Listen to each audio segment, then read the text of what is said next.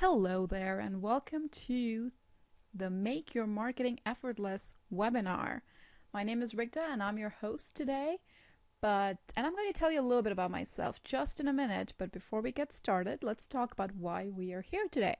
We are here to learn strategies to make your marketing effortless. And before we do that, let's talk about what marketing really is, because if we are going to make marketing effortless, we need to first understand what it really means. So why don't we warm up a little bit and let's take about 20 seconds to write down what you think marketing is. Anytime during the video when I tell you to use the worksheet, please pause me, write stuff down, and come back and start playing. That's how we're going to use this recording. So what have you got? What is marketing? Okay, for this webinar, I'm going to use my favorite definition of marketing. This is one of the most well-known and well-respected definitions. And if you want to just focus on two things in this slide, marketing is the activity or the set of processes for creating offerings that have value for customers. So there are two sections that I want you to remember. First is that the marketing is a set of processes, so it has to be systematic. The second is that it's creating value for the customers. Now this might seem a little weird, or this might be new to you, but marketing and in fact all the business processes have been defined from the customer's perspective, not really from the business owner's perspective. So as you go with your marketing, think about this. It has to create value for customers. So who am I and why am I qualified to talk about marketing? Well, I'm an entrepreneur and I failed 3 times in my businesses. And the reason I say this is because I know what it feels like to be an entrepreneur, to try to market on a very, very, very small budget. When I failed in my businesses, I went back and looked at what else I did in my life, and I'm a quality assurance engineer for software. And in software development and engineering, we always think about requirements and think about customers and customer personas and think about mapping the two, think about going from the customer to the product. And I said, well, maybe I should try this in my business. Maybe it'll help me and maybe it will create a different kind of environment in the business. And it really did when I started thinking about it more from the customer's perspective. And so that's how I, started gaining some momentum in my business, and I've been a business consultant for about 4 or 5 years now. I've helped over 1,800 business owners, both with my online newsletters and training, as well as face-to-face meetings. But we're not here just to talk about me. We're here to talk about marketing. And before we get started, I want to ask you another question. Who here thinks that marketing is a game of spray and pray, or, kind of a game of darts that you play blindfolded? That's not what marketing is. Marketing has to be well thought out, well planned, and well executed. And in order to execute the marketing strategies, we need to first understand what is going on with marketing. Is marketing really difficult? Is that why we struggle with it? Well, marketing is really not difficult if you know the secret to marketing. And let's do a little quiz here. And in the next slide, can you pick out what you think the secret ingredient to marketing really is? Is it telemarketing, Facebook, networking, AdWords, faxes, email newsletter, public speaking, forum advertising? What is it? What is the secret to marketing? Go ahead, pause me, and think about it for a minute. Okay, well, I'm going to disappoint you a little bit and tell you that there are no secrets to marketing. All of the strategies that we saw in the slide above, they work. The previous slide, all the strategies, they work. They work for specific types of products, for specific types of industries. Okay? But there is no secret. If there is anything that can qualify to be called a secret, then there is this. Marketing is all about understanding the customers to create a set of processes to add value to the customers. I'm going to repeat it again.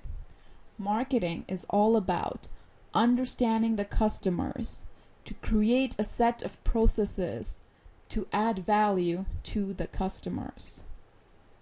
Remember that definition we saw from the AMA, American Marketing Association? I've just taken that definition and presented it in a different way, presented it in 3 very small bullet points, and that's what marketing is all about. Now, what I want you to do now is remember the slide I just showed you. I want you to write down the content of that slide in your own words. The reason we're doing this is as you write things down, they become more real and they become easier to remember and grasp. So go ahead, pause me and write it down.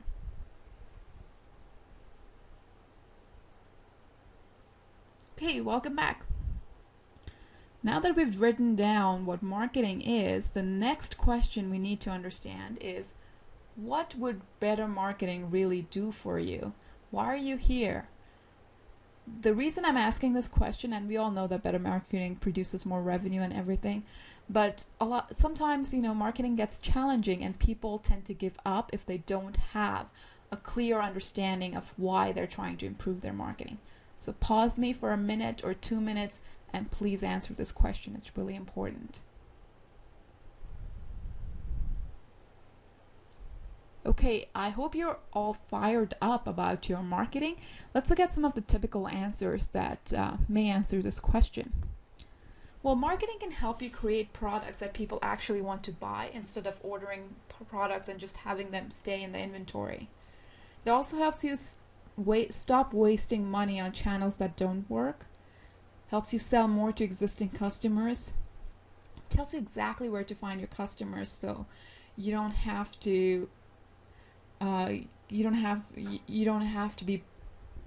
chasing every single marketing platform and channel that's out there. And of course, it helps you make more money as you save money in advertising that doesn't work and start reaching to your target customers and selling more to your customers.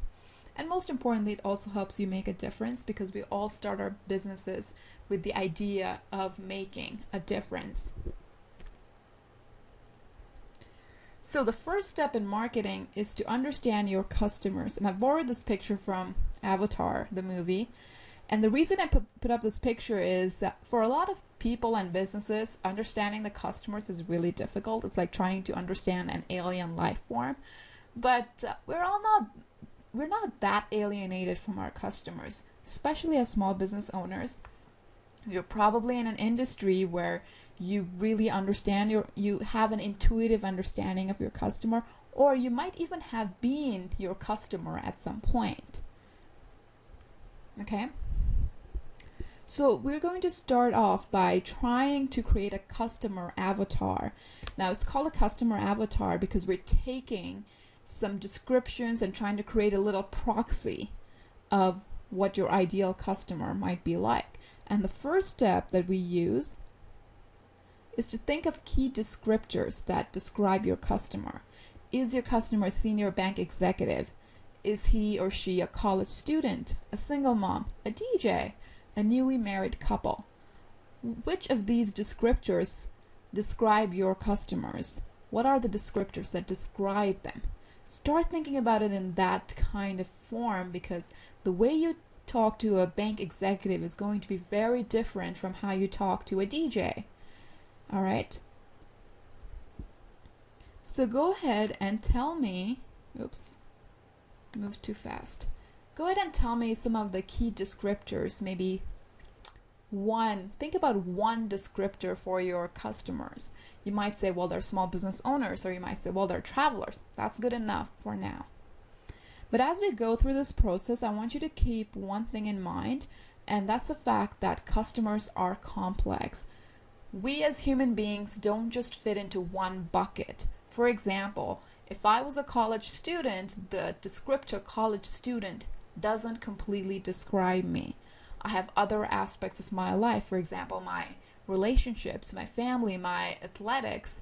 There are so many things going on in our lives, in our customers' lives these days, that we cannot afford to look at them just as one key descriptor.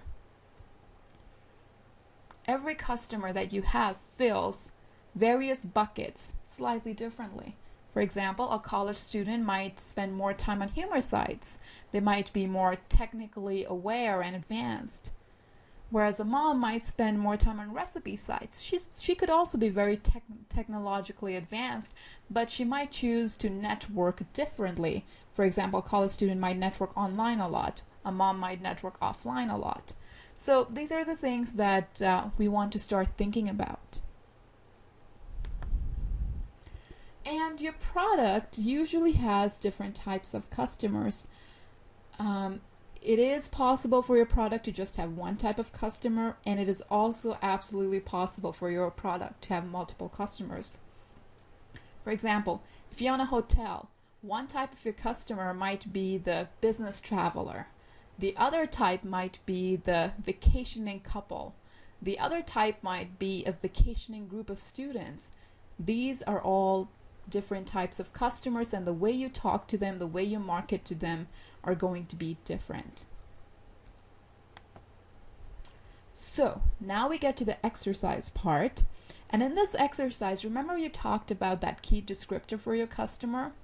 I want you to now take that key descriptor and start answering a couple questions for me. First of all, who is your customer? Who, as your customer avatar, who is the customer avatar? Where do they spend most of their time? And what do they spend most of their time doing? And where do they hang out? Where do they socialize with people like themselves?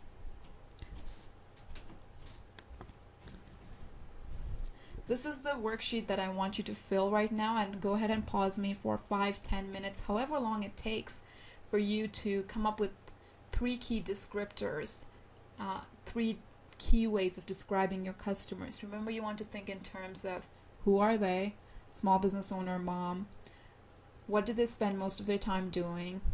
They spend most of their time in a store, or their working moms spend most of the time at work. And where do they hang out? Go ahead and pause me.